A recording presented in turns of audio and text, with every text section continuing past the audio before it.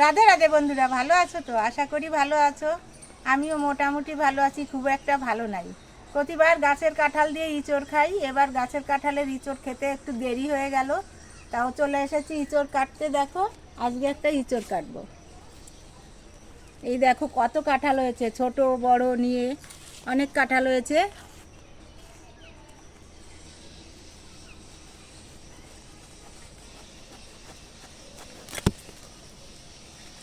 এটাকে কেটে নিলাম, এটা দিয়ে আজকে চিংড়ি মাছ দিয়ে ইঁচড় চিংড়ি হবে।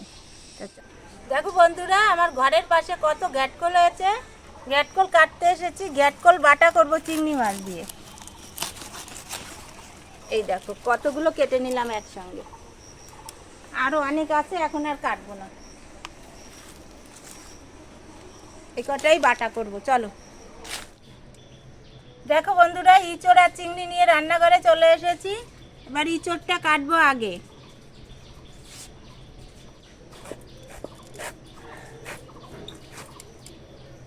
দেখো কি সুন্দর হয়েছে, জলে রাখলে কাটা এর যে আঠাটা এটা ধুয়ে যাবে।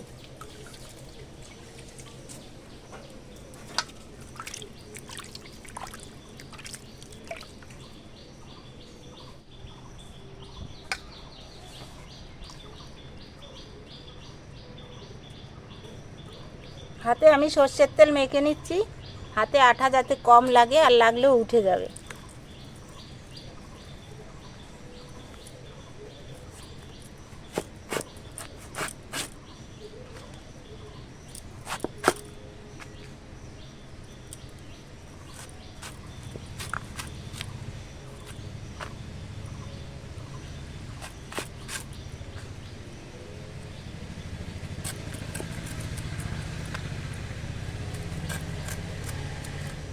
খুব বেশি ফেলছি না, কাটাটুকু কেটে ফেলে দিচ্ছি, বাকিটা আমি নিয়ে নেব।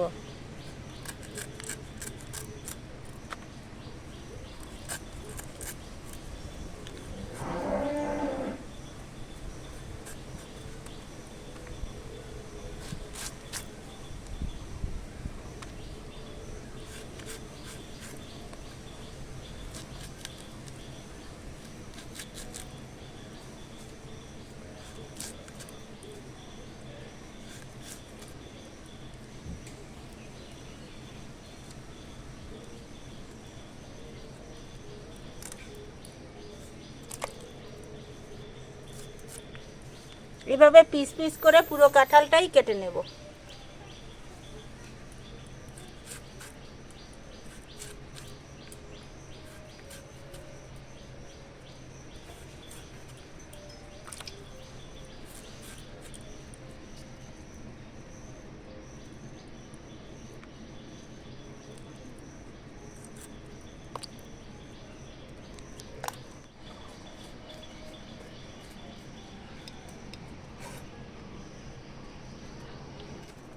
ইঁচড় কেটে ধুয়ে নিয়ে আসছি, ঘাটকলও কেটে ধুয়ে নিয়ে আসছি। চিংড়ি মাছ কাটা হয়ে গেছে, এবার আমি ইঁচড়টা আগে সেদ্ধ বসাবো।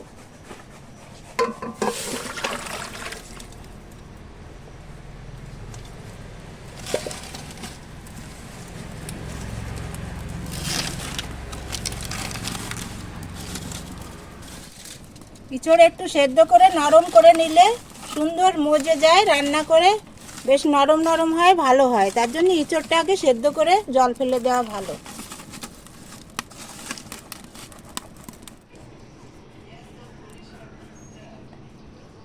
দেখো, শুকনো লঙ্কা, জিরা, কাঁচা লঙ্কা নিয়েছি, আর এই যে আদা রসুন পেঁয়াজটা বেটেও ফেলেছি। এবার এগুলো বাটবো।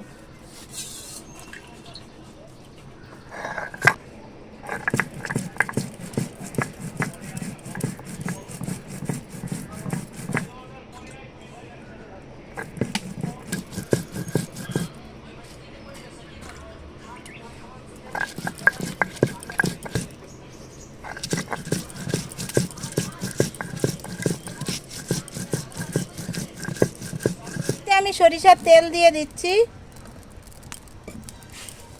এবার শুকনো লঙ্কা দিয়ে দিচ্ছি ফোড়ন।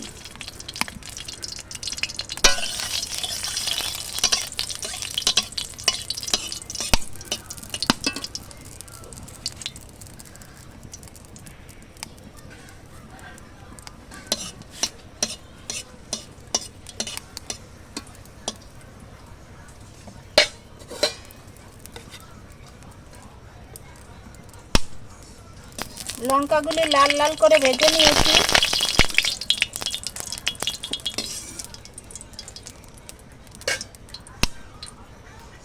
এবারে আমি ঘাটকোল পাতা আর ঘাটকোলের ডগা একসঙ্গে কেটে ধুয়ে নিয়ে এসেছি, এটাও দিয়ে দিচ্ছি।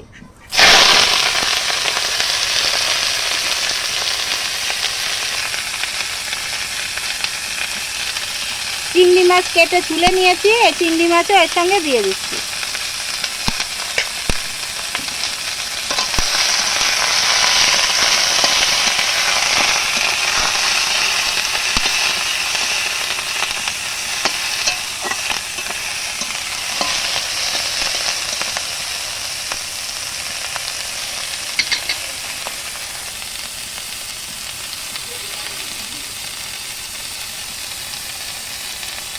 পরিমাণ মতো লবণ দিয়ে দিচ্ছি,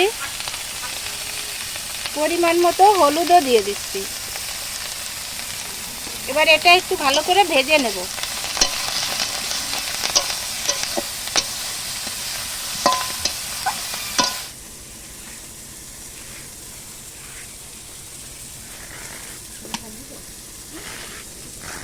ঘাটকলটা ভাজা ভাজা হয়ে গেছে, এবার আমি পেঁয়াজ আর রসুন তুলে নিয়েছি, এটাও দিয়ে দিচ্ছি।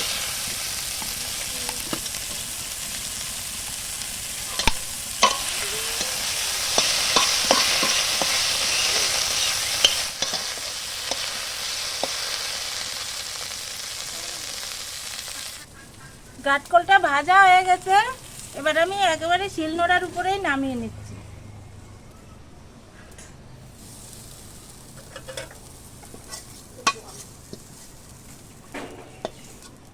কড়াইতে তেল দিয়েছি, তেলটা গরম হয়ে গেছে, শুকনো লঙ্কা ফোড়ন দিয়েছি, এর সঙ্গে এবার দিচ্ছি জিরে আর তেজপাতা ফোড়ন। বেটে রাখা পেঁয়াজ রসুন আদা আর পাকা টমেটো এবার আমি দিয়ে দিচ্ছি।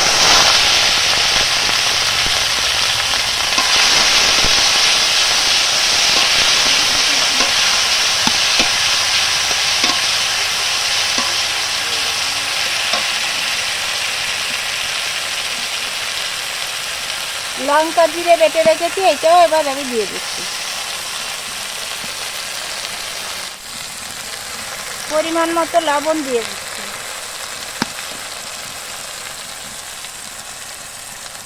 পরিমাণ মতো হলুদ দিয়ে দিচ্ছি। এবার এটা আমি সুন্দর করে একটু কষিয়ে নেব।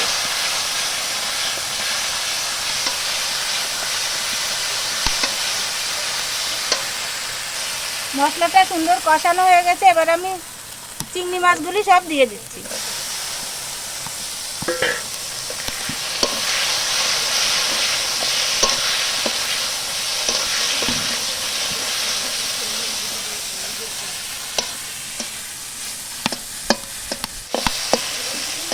চিংড়ি মাছটা একটু কষা কষা হয়ে গেছে, এবার আমি সেদ্ধ করা ইঁচড়টা দিয়ে দিচ্ছি। এবার এটা আমি সুন্দর করে কষিয়ে নেব।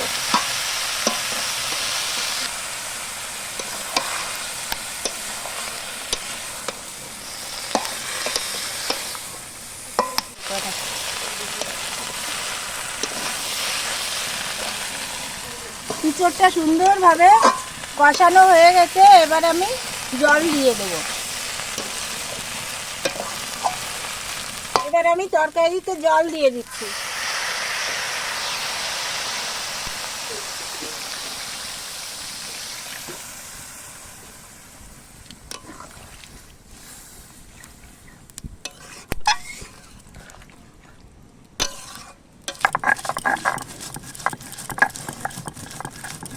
ভাজা লঙ্কা বাটতে গেলে এর যে কি সুন্দর গন্ধটা আসে, তখনই মনে হয় একটু খেয়ে দেখতে পারলে ভালো হতো।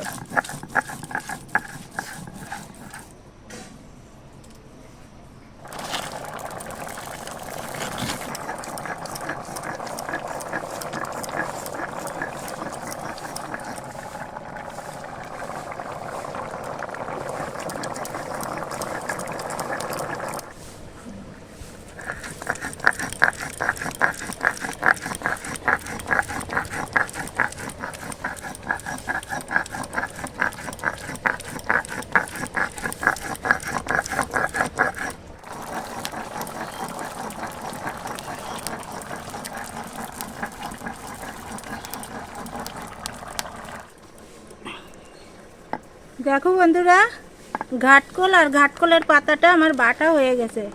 কি সুন্দর সবুজ সবুজ বাটাটা এবার আমি তুলে নেব।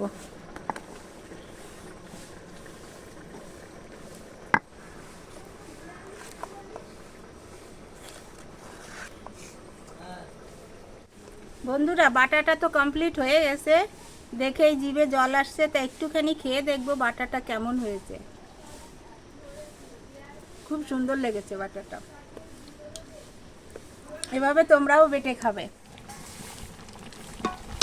ইঁচড় চিংড়িটা রান্না হয়ে গেছে আমার। আমি গুঁড়ো গরম মশলা দিয়ে দিলাম। এবার একটু ঘি দিয়ে দেবো।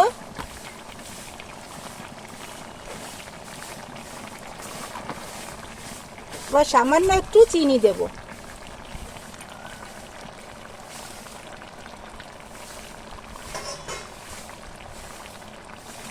একটুখানি চিনি দিয়ে দিচ্ছি।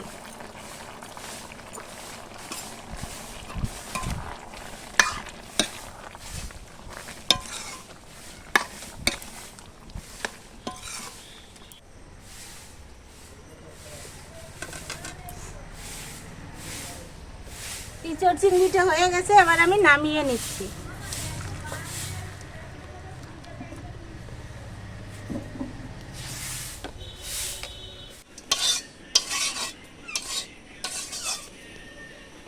বন্ধুরা, আজকে তোমাদের ঘাটকোল পাতা, ঘাটকোল বাটা আর চিংড়ি মাছ দিয়ে ইঁচড় রান্নার একটা রেসিপি দেখালাম। যদি ভালো লাগে অবশ্যই লাইক, কমেন্ট, শেয়ার করবে, সাবস্ক্রাইব করে আমার পাশে থাকবে।